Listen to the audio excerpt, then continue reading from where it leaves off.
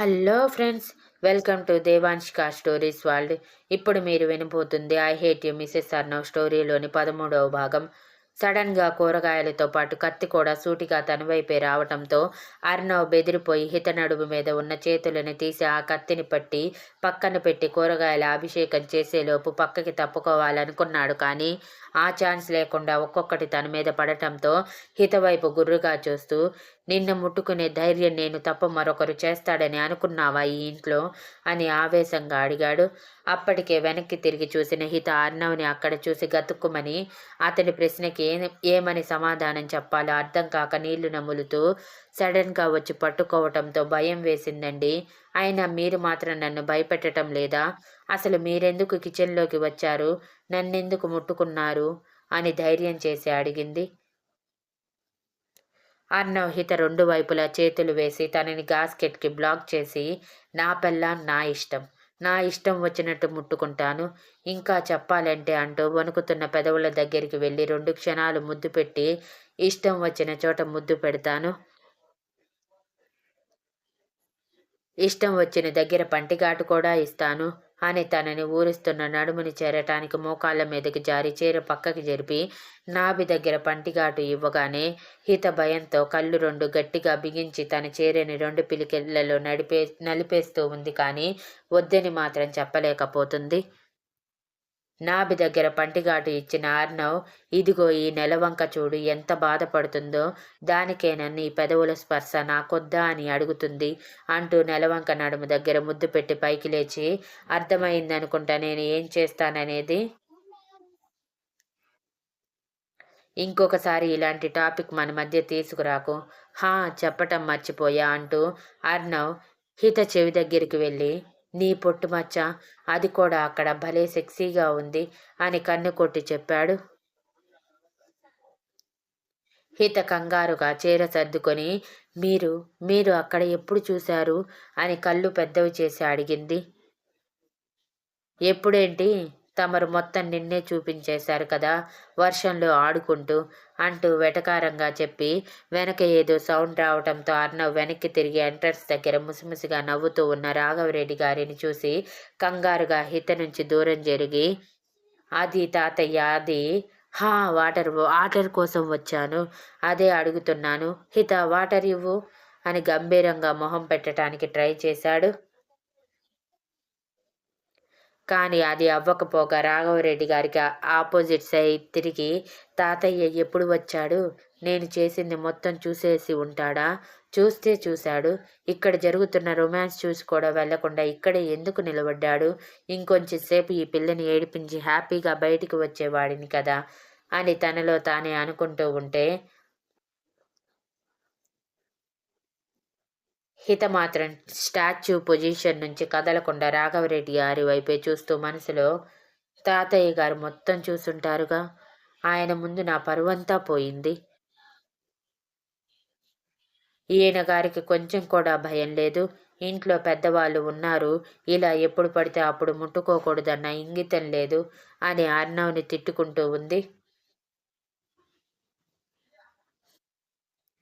ఎంతకి ఇద్దరు కదలకపోవటంతో రాఘవరెడ్డి గారు నవ్వుతూ, నేను వెళ్తున్నాను, అసలే గొంతు ఎండిపోయి ఉంటుంది, బాగా కూలింగ్ వాటర్ బాటిల్ మొత్తం తాగేసి రండి అని ఆయన వెళ్ళిపోగానే అర్నవ్ కోపంగా హిత వైపు చూస్తూ, ఇదంతా నీ వల్లే, ఎందుకు అరిచావు నువ్వు? అలా అరవటం వల్లే తాతయ్య హడావిడిగా వచ్చి నేను నీకు ముద్దు పెట్టింది చూసి ఉంటారు. చా, నా పరువంతా పోయింది తాతయ్య ముందు. ఇప్పుడు నేను ఆయన ముందు ఎలా తలెత్తుకొని తిరగాలి, నిలబడాలి అని అరుస్తుంటే హిత మొదటిసారి కోపంగా, హా, మరి నేను మిమ్మల్ని వచ్చి నన్ను ముద్దు పెట్టుకోమని ముట్టుకోమని అడిగాను. మీ ఇష్టానికి మీరు చేసి నన్ను భయపెట్టి మళ్ళీ నన్నే అంటున్నారా? ముందు ఇక్కడి నుంచి వెళ్ళండి అని అంది. ఏంటే నోరు లేస్తుంది, నేనంటే భయం తగ్గిందా అంటూ అర్నవ్ ఒక ఐబ్రో రైస్ చేసి హిత వైపు అడుగులు వేయగానే హిత భయపడిపోయి, ఇంకెప్పుడు ఇలా మాట్లాడను, ప్లీజ్ మీరు వెళ్ళండి, మళ్ళీ తాతయ్య గారు వస్తే బాగుండదు అని ధీరంగా మొహం పెట్టి అడిగింది. నేను వెళ్ళాలి అంతే కదా, సరే అయితే నువ్వు నాకు జస్ట్ స్మాల్ స్వీట్ కిస్ ఇచ్చావంటే నేను వెళ్ళిపోతాను. లేదంటే ఇక్కడే బంకమట్టిలా అతుక్కుపోతాను. అది కూడా నిన్నే అంటూ హితకి ఇంచు దూరంలో నిలబడి హస్కీ టోన్లో అడిగాడు. హిత భయం భయంగా అర్నవ్ వైపు చూస్తూ, అంటే ముద్దే కదండి. అంటే నేను మిమ్మల్ని ముద్దు పెట్టుకోవాలా? అమ్మో! నా వల్ల కాదండి. కావాలంటే మీరే ముద్దు పెట్టుకొని వెళ్ళిపోండి. ప్లీజ్ అండి అని హిత బ్రతిమలాడుతుంటే, ఇప్పటి వరకు నేనే నీకు ముద్దులు పెట్టానండి. కనీసం తమరి రియాక్ట్ కూడా అవ్వలేదండి. అందుకే మీరు ఒక్క ముద్దు పెట్టారంటే, అబ్బో! నా భార్యలో కూడా ధైర్యం ఉందని సంతోషిస్తానండి అని అర్ణవ్ వెటకారంగా అంటూ, పెట్టు, ముద్దు పెట్టు అని హితని తన కౌగిలిలో దాచేసి తన హిత మొహం దగ్గరికి తీసుకువచ్చాడు. హిత భయంతో వణికిపోతూ దాదాపు ఏడుపు మొదలు పెట్టడానికి సిద్ధంగా ఏడుపు మొహం పెట్టేసి, మీరు నన్ను భయపెడుతున్నారు, ఏడిపిస్తున్నారండి. ఇదేం బాలేదు. వెళ్ళండి ఇక్కడి నుంచి అని అర్ణవ్ చేతుల్లో నుంచి గింజుకుంటూ ఉంది. అర్ణవ్ మాత్రం తనని కనీసం ఇంచు కూడా కదలనివ్వకుండా అంతకంతకు పట్టు పెంచుతూ, త్వరగా పెట్టు.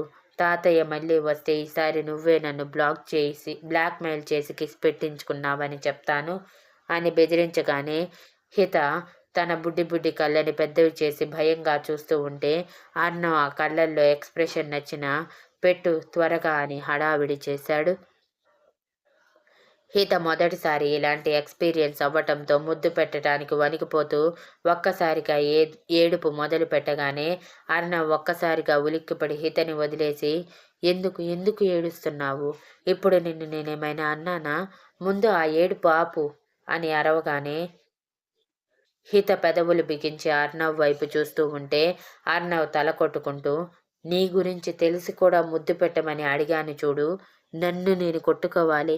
పేహె అని వాటర్ తాగేసి హిత వైపు కాల్చేసేలా చూస్తూనే బయటికి వెళ్ళిపోతే హిత వెక్కిళ్ళు పెడుతూనే కింద పడిన కూరగాయలన్నీ ఏరి కట్ చేస్తూ ముక్కు చేదుతూ, ఇప్పుడు నేనేమన్నానని ఈయనగారు నన్ను ఇంతలా అరవటానికి, అతి చిన్న విషయానికి కూడా ఇలా నన్ను బెదిరించటం చాలా అలవాటైపోయింది. నేనంటే ఈయనకి బాగా చులకన, అందుకే ఇలా చేస్తున్నారు అని తనలో తానే అనుకుంటూ త్వరగా లంచ్ ప్రిపేర్ చేసింది.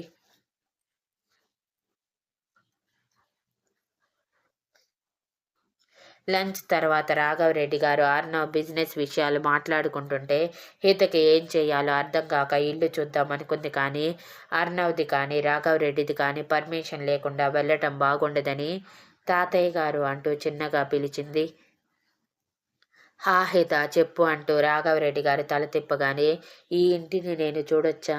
అంటే చాలా బోర్ కొడుతుంది, అందుకే ఇల్లు చూస్తాను అని తలదించి టెన్షన్గా అడిగింది. దానికి పర్మిషన్ ఎందుకు హిత? వెళ్ళు, వెళ్ళి చూడు. కావాలంటే మన సూపర్వైజర్ని కూడా తీసుకువెళ్ళు అని అంటే హిత వద్దని చెప్పి నేను చూస్తూ వస్తాను అని సంతోషంగా చెంగున అడుగులు వేస్తూ వెళ్ళగానే అర్ణవ్ తల విదిలించి, నీ మనవరాలు ఒక్కొక్క క్షణం ఒక్కొక్క రకమైన ఎక్స్పీరియన్స్ ఇస్తుంది తాతయ్య. అబ్బో! మామూలుగా లేవులే, బీభత్సంగా ఉన్నాయి తనలో మూడ్ స్వింగ్స్ అని అన్నాడు. నీకంటేనా అర్ణవ్? అవును, కిచెన్లో హిత ఎందుకు అంత గట్టిగా అరిచింది? తనని భయపెట్టావా అని అనుమానంగా అడిగారు రాఘవరెడ్డి గారు. అది నన్ను భయపెట్టకుండా ఉంటే చాలు, నేను దాన్ని భయపెట్టడం దేవుడెరుగు అని వెటకారంగా అంటూ, అయినా అలాంటివేమీ నువ్వు మాట్లాడకూడదు, చూడకూడదు తాతయ్య. ఇకపై అది ఇలాంటి అరుపులు అరిస్తే మాత్రం నువ్వు మాత్రం దాని దగ్గరికి రాకు తాతయ్య, బికాజ్ దాని దగ్గర నేను ఉంటాను అని ఓపెన్గా చెప్పి మళ్ళీ బిజినెస్లోకి దిగగానే రాఘవరెడ్డి గారు నవ్వుకుంటూ మనసులో, వీడిలో బాగానే మార్పు వస్తుంది, ఒక్క రోజులోనే ఇంత మార్పు ఎక్స్పెక్ట్ చేయలేదు, బట్ సంతోషంగా ఉంది అని అనుకున్నారు. ఇక హిత ప్రతి ఒక్కటి పరికించి చూస్తూ ఒక్కో అడుగు ముందుకు వేస్తూ 3 ఫ్లోర్లు ఉన్న ఇంటిని చూసి తిరిగి కిందకి వచ్చేసరికి హాల్లో ఎవరూ కనిపించకపోవటంతో టెన్షన్గా, ఇదేంటి, నేను ఇంతకు ముందు వెళ్ళినప్పుడు ఇక్కడే ఉన్నారు కదా, ఇప్పుడు ఎక్కడికి వెళ్ళారు అనుకుంటూ చూస్తూ ఉండగా లిఫ్ట్లో అర్ణవ్ పైకి వెళ్తున్నది కనిపించి, ఓహో, ఈయన రూమ్కి వెళ్తున్నారా, సరేలే మనం కిచెన్లోకి వెళ్ళి ఏదైనా చేసుకుందాం అనుకుంటూ కిచెన్లోకి వెళ్ళిపోయింది. ఇక రూమ్లోకి వెళ్ళిన అర్ణవ్ తన ఫోన్కి కాల్ రావటంతో నవ్వుకుంటూ లిఫ్ట్ చేయగానే అటువైపు ఏం చెప్పారో కానీ, సరే వెళ్తున్నా అంటూ త్వరగా ఫార్మల్స్లో రెడీ అయి రాఘవరెడ్డి గారికి ఫోన్ చేసి హిత కోసం చూసిన తనకి కిచెన్లో కనిపించగానే తల కొట్టుకొని, ఈ పిల్లని మార్చలేము అనుకుంటూ హడావిడిగా బయలుదేరాడు. మరో గంట హడావిడిగా ఇంట్లోకి అడుగుపెట్టిన వ్యక్తి గట్టిగా, ఎక్కడ ఉంది ఆ అమ్మాయి అని అరుస్తూ తన భుజానికి తగిలించుకున్న బ్యాగ్ పక్కకి విసిరేసి అడిగాడు. కిచెన్లో పని అయిపోయిన హిత అప్పుడే చేతులు తుడుచుకుంటూ బయటికి వచ్చింది.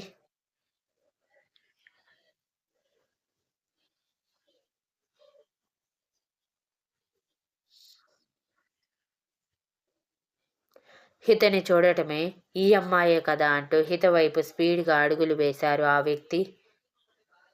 గుమ్మంలో చేతులు కట్టుకొని నిలబడి ఉన్న అర్ణవ్, అవును తనే నా భార్య అని యాటిట్యూడ్గా చెప్పటం, అతను దూసుకుంటూ తన వైపు రావటంతో హిత భయపడిపోయి బెదురుగా మొహం కిందకి దించి చేతులతో దాచేసి, కొట్టొద్దండి, కొట్టొద్దు, నన్ను కొట్టొద్దు, ప్లీజ్ అండి అని హిత ఒక్కసారిగా అరవటంతో పాటు ఏడవటంతో అప్పుడే బయటికి వచ్చిన రాఘవరెడ్డి గారు కోపంగా ప్రయు అంటూ అరిచారు.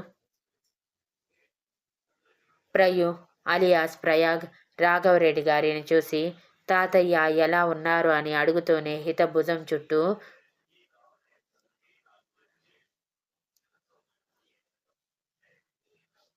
చేతులు వేశాడు. హిత భయంగా తన భుజం మీద పడిన స్పర్శకి ఆ చేతిని విడిపించుకుంటూ దూరం జరుగుతుంటే అతను మాత్రం బాధగా, అయ్యో నేను నిన్నేమీ చెయ్యను చెల్లి, నేను నువ్వు ఒక పార్టీ, ఈ రోజు నుంచి మన బావ ఒక పార్టీ అని పళ్ళు నోరుతూ అర్ణవ్ వైపు చూస్తూ, మీ ఆయన మీ పెళ్ళికి కూడా నన్ను పిలవలేదు, సడన్గా పెళ్లి చేసుకున్నాడు, నన్ను మీ ఆయన దూరం పెట్టేశాడు చెల్లి, మనం మాత్రం ఎందుకు బావని పట్టించుకోవాలి చెప్పు, మనం కూడా బావలానే ఉందాం అంటూ హిత దగ్గరికి వస్తుంటే హిత భయంగా పరిగెత్తి అర్ణవ్ వెనక నిలబడింది. అది చూసి ప్రయాగ్ మొహం మాడిపోతే అర్ణవ్ గర్వంగా ప్రయాగ్ వైపు చూస్తూ, అది నా భార్య అని కళ్ళతోనే చెప్పాడు. దెబ్బకి ప్రయాగ్ పళ్ళు నోరుతూ అర్ణవ్ వైపు చూస్తే అదంతా చూస్తున్న రాఘవరెడ్డి గారు, మీ ఇద్దరు మధ్యలో నా మనవరాలిని భయపెడుతున్నారు, హిత ఇలా రా అంటూ హితని పిలిచి తను భయంగా దగ్గరికి వచ్చాక, వీడు నా కొడుకు బెస్ట్ ఫ్రెండ్ కొడుకు ప్రయాగ్, అలానే ఇదిగో వీడికి బెస్ట్ ఫ్రెండ్, ఇద్దరు ఒకే చోట చదువుకున్నారు, సో అందుకే పెళ్లికి పిలవలేదని ప్రయు కోపంగా ఉన్నాడు అని అన్నారు. ఓ అంటూ హిత కొంచెం నిదానించగానే ప్రయాగ్ హిత దగ్గరకు వెళ్తూ, చెల్లెమ్మ, నేను నిన్నేమీ చెయ్యను, ఎప్పుడైతే నువ్వు మా బావ లైఫ్లోకి వచ్చావో అప్పుడే నా చెల్లివైపోయావు అని అర్థం, కానీ నువ్వు నాకు అంతకంటే ముందే అని అంటున్నప్పుడే అర్ణవ్ గట్టిగా ప్రయు అంటూ అరిచి కోపంగా హిత దగ్గరికి వెళ్ళి, నువ్వు వెళ్ళి మాకు కాఫీ తీసుకురాపో అని చెప్పాడు. అయ్యో మర్చిపోయాను, ఇప్పుడే తీసుకువస్తానండి అంటూ హిత హడావిడిగా కిచెన్లోకి వెళ్ళిపోగానే అర్ణవ్ కోపంగా, ఆ విషయం హిత దగ్గర మాట్లాడకు, తనకి ఇంకా ఏమీ తెలియదు అని కోపంగా అరిచాడు. ప్రయాగ్ అంతకంటే కోపంగా, అంటే మీరు హితకి ఏమీ చెప్పకుండా పెళ్లి చేసుకున్నారా, తనని మోసం చేశారా అని కోపంగా అడిగాడు. మోసం కాదు, నరకం నుంచి బయటపడేశాను అని అర్ణవ్ యాటిట్యూడ్గా చెప్తుంటే, దానికోసం మీరు పెళ్లి చేసుకోవాల్సిన అవసరం లేదు, డబ్బులు ఇచ్చి కూడా బయటికి తీసుకురావచ్చు, కానీ ఇలా ఎందుకు చేశారు, తనకి ఇష్టం లేకుండా పెళ్లి చేసుకున్నదే కాకుండా ఇప్పుడు ఇంకా తనకి నిజం చెప్పకుండా మోసం చేస్తున్నారా, నేను ఒప్పుకోను దీనికి, ఇప్పుడే వెళ్ళి హితతో మొత్తం చెప్పేస్తాను అని అరిచాడు. అర్ణవ్ కోపంగా, నా మీద ఒట్టే ప్రయు, నువ్వు హితతో ఏం చెప్పినా సరే చెప్పే సమయం వచ్చినప్పుడు నేనే చెప్తాను, అప్పటి వరకు సైలెంట్గా ఉండు, అండ్ నేనేమి నా భార్యను మోసం చేయటం లేదు, ఇష్టంతోనే పెళ్లి చేసుకున్నాను అని అన్నాడు. ఇదెప్పటి నుంచి నీకు ప్రేమ, పెళ్ళి అన్నా ఇష్టం లేదు కదా! ఇప్పుడు సడన్‌గా నేనిలా మాట్లాడేసరికి నా పెళ్ళాం నా ఇష్టం అని అంటున్నావా? అని ప్రయాగ్ కోపంగా అడిగాడు.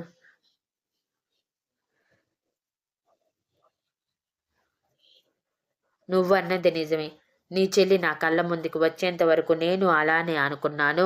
ప్రేమ, పెళ్ళి అంటూ లైఫ్‌లో ఎలాంటి కమిట్మెంట్స్ పెట్టుకోకూడదు అని. బట్ నీ చెల్లి అమాయకత్వం, తన ఇన్నోసెన్స్, బ్యూటీ చూసి పడిపోయానురా ప్రయూ. ఈ విషయం ఇప్పటి వరకు నీకు చెల్లికి కూడా తెలీదు. సీక్రెట్ మన మధ్య ఉండాలి అని బ్లెష్ అవుతూ చెప్పి, అండ్ ఇప్పుడు నేను నిజం చెప్పి మా బంధాన్ని రిస్క్‌లో పెట్టలేను. సో నువ్వు నోరు మూసుకొని ఉండు అని అన్నాడు. కానీ ఎన్నాళ్ళు ఇలా? ఎప్పటికైనా నిజం తెలియాల్సిందే కదా! అదేదో ముందే చెప్తే బాగుంటుందని నా అభిప్రాయం అని అంటున్నప్పుడే హిత బయటికి వస్తూ ఏంటిది అని అడిగే ధైర్యం కూడా లేక సైలెంట్‌గా కాఫీ ఇచ్చి పక్కన నిలబడితే అర్ణవ్ హితని తన పక్కన కూర్చోబెట్టుకొని ఎన్నిసార్లు చెప్పినా నువ్వు మారవు. నీకు చెప్పి చెప్పి నేను విసిగిపోతున్నాను అని విసుగ్గా అన్నాడు. ఇప్పుడే అన్నావు బావా నా చెల్లిని కంటికి రెప్పలా చూసుకుంటానని. అప్పుడే విసుక్కుంటున్నావు అని ప్రయాగ్ సీరియస్ అవుతూ నువ్వు ఇటురా చెల్లి వాడితో మనకెందుకు అని అన్నాడు. ఇద్దరి మధ్య హిత బిక్కమొహం వేసుకుని అర్ణవ్ వైపు చూసింది. అప్పటికి అర్ణవ్ కళ్ళు ఎర్రగా మారిపోయి ఉండటం చూసి పర్వాలేదండి నేను ఇక్కడే ఉంటాను అని లోగొంతుతో తలదించి చెప్పింది. ఏంటి బావా అప్పుడే నా చెల్లిని కంట్రోల్లో పెట్టేశావా అని ప్రయాగ్ మూతి ముడిచి అంటుంటే నాకంత అవసరం లేదు. నీ చెల్లే నా కంట్రోల్లో ఉంది అని అర్ణవ్ యాటిట్యూడ్గా చెప్పి కాఫీ కంప్లీట్ చేశాక కిచెన్లోనే గంటలు గంటలు కూర్చుని ఏదో చేసినట్టు ఉన్నావుగా, అవి తెచ్చి పెడితే తిని పెడతాము అని అన్నాడు వెటకారంగా. నేను చేసేవి మీరు తింటారా అండి అంటే నేనేమో పల్లెటూరి మొద్దుని, మీరేమో సిటీ అలవాట్లకి అలవాటు పడిన వాళ్ళు. మరి నేను చేసే పల్లెటూరి వంటకాలు మీరు తినగలరా అని అనుమానంగా అడిగింది హిత. తమరు తెచ్చి పెడితే కదా మేము తినగలమో లేదో చెప్పగలిగేది.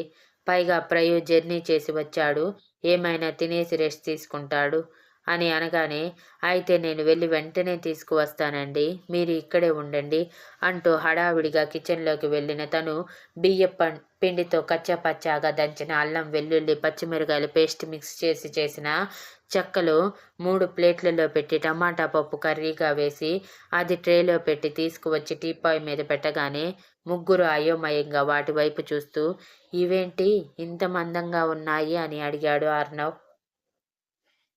వీటిని బియ్యపు చెక్కలు అంటారండి మా వైపు. ఇప్పటికిప్పుడు తినటానికి చేసుకుంటారు. నాకు బోర్ కొట్టి ఇవి చేశాను. ఒక్కసారి తిని చూడండి, నచ్చితే మిగిలినవి తిందురు అని కొంచెం టెన్షన్గా అని అనగానే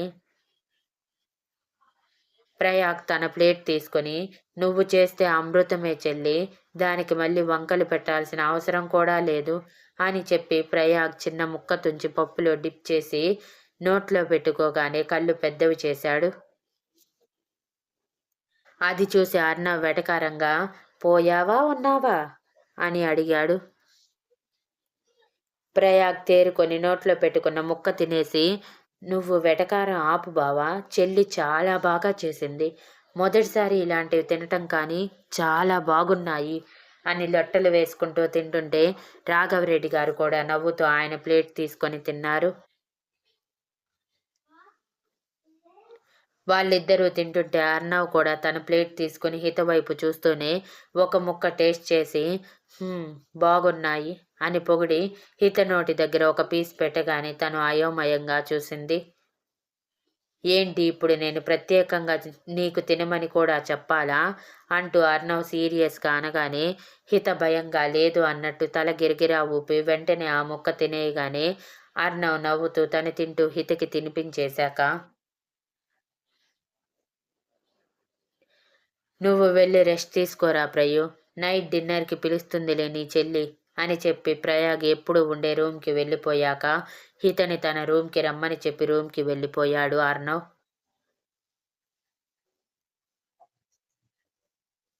హిత భయంగా అర్ణవ్ వైపు చూస్తూ వెనక్కి అడుగులు వేస్తే రాఘవరెడ్డి గారు నవ్వుకుంటూ ఫుల్ అయిన స్టమక్తో ఆయన రూంలోకి వెళ్ళిపోయారు.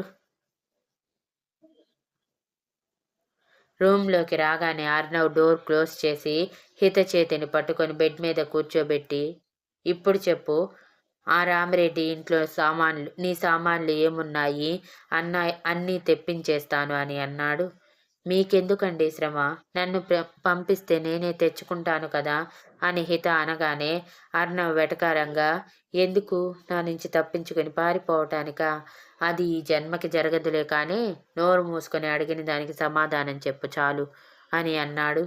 అంటే అండి, నా బట్టలు 4 జతలు, 1 జత పట్టీలు, మా అమ్మ చెవి కమ్మలు, ఇంకా అంటూ ఆలోచించి, ఇంకేం లేవండి అవి కావాలి, ఏవి దొరకకపోయినా నా పట్టీలు చెవి కమ్మలు మాత్రం రండి ప్లీజ్, అవి నాకు చాలా ఇష్టం, మా అమ్మ చివరి జ్ఞాపకం అని ఎమోషనల్గా చెప్పగానే అర్ణవ్ హిత చేతి మీద తన చేతిని వేసి, సరే సరే తెస్తాను, నువ్వు మరీ ఇంత సెంటిమెంట్ ప్లే చేయకు, అండ్ ఇక నుంచి నువ్వు యూస్ చేసుకోవాల్సినవి అంటూ హిత నిద్రపోయినప్పుడే తన కోసం ముందు రోజు చెప్పిన బట్టలన్నీ రావటంతో అవి పని మనిషి ద్వారా హితకి డిస్టర్బ్ అవ్వకుండా కబోర్డ్లో సర్దేయమని చెప్పటం వలన హితని తీసుకువెళ్ళి తన కబోర్డ్ దగ్గర ఓపెన్ చేసి రకరకాల డ్రెస్సెస్తో పాటు అన్ని రకాల శారీస్ చూపిస్తూ, ఇవన్నీ నీ సైజ్ ఫిట్టింగ్స్వే, ఇక నుంచి నువ్వు ఇవే వేసుకోవాలి, నీ ఇష్టం వచ్చినవి వేసుకోవచ్చు, ఐ డోంట్ కేర్, బట్ ఇవి ఎందుకు అవి ఎందుకు అంటూ నువ్వు మాత్రం ఎదురు చెప్పకూడదు గుర్తుంచుకో, అండ్ వన్ మోర్ థింగ్ అంటూ మరొక కబోర్డ్ ఓపెన్ చేసి, ఇవన్నీ నీకోసమే అంటూ తమ పెళ్లి కాకముందు నుంచే కలెక్ట్ చేసిన జ్యువెలరీ మొత్తం చూపిస్తూ, ఇక పర్సనల్ నీడ్స్ అంటూ మరొక కబోర్డ్ ఓపెన్ చేసి, ఇందులో అమ్మాయిలకి కావలసిన ప్రతి ఒక్క వస్తువు ఉంది, నీకు కావలసినవి యూస్ చేసుకోవచ్చు, నాకు తెలుసు నీకు బొట్టు కాటుక తప్ప ఏది అవసరం లేదని, బట్ అవసరమైనప్పుడు మాత్రం యూస్ చేసుకో అని అన్నాడు. అవన్నీ చూసిన హిత అప్పటికే కళ్ళు తేలేసి మొత్తం చెప్పటం అయిపోయాక, ఇవన్నీ నాకు అవసరం లేదండి, నేను నాలానే ఉంటాను, ఇక ఇక్కడ ఉండవలసిన అవసరం నాకేంటండి చెప్పండి, ఈ పెళ్లి మీకు ఇష్టం లేకుండా చేసుకుంది కదా, మరి బలవంతంగా నాతో ఉండాల్సిన అవసరం ఏంటండి, నా జీవితం నాశనం అయ్యిద్ది, అందుకు బలవంతంగా ఒప్పుకుంటున్నాను అన్నట్టు ఉండకండి. నాకేంటి, నేను నా ఊరికి వెళ్ళి ఎంతో సంతోషంగా బ్రతకగలను, మీరు మాత్రం ఇలా బలవంతంగా నన్ను మీతో ఉంచుకోవాల్సిన అవసరం లేదండి, ఇవన్నీ మీకు కాబోయే భార్యకు ఉంచుకోండి, నేను మీరు తీసుకువచ్చే బట్టలే వేసుకుంటాను అని అంది. అంతే, హిత చెంప పేలిపోయింది అర్ణవ్ చేతిలో.